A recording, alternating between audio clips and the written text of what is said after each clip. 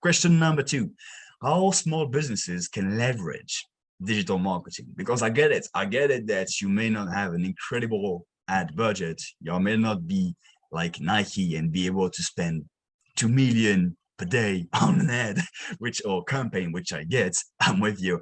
Or you may not have an incredible team of designers, videographers, editors that can create content for you.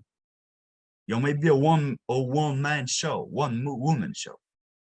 How can you do that? How can you leverage that?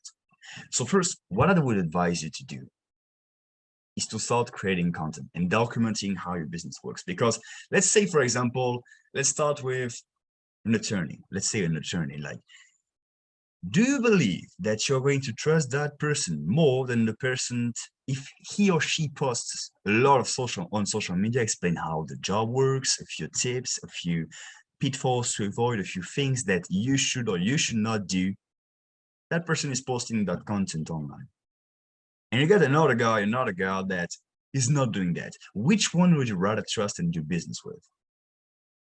Of course, the first one. Why? Because it creates trust. It creates connection. People want to do business with other people. So one of the ways that you can leverage digital marketing is to create content. That's the free way. That's the way that basically requires effort instead of money. But it can create trust, it can create a lot of engagement, and you can create a lot of free traffic. So that's really great.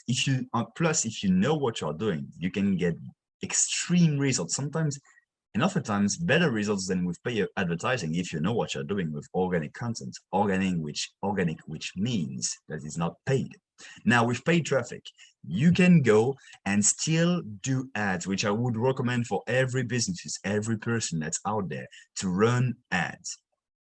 On Facebook, Google, you can do that for extremely cheap. Before, you had to pay $45,000 for doing a one page on your newsletter, on your how do you say that, on a newspaper in the past. Now you can start with $5 a day, and if you have a great process, a great sales page, a great sales funnel, you can get great results with that.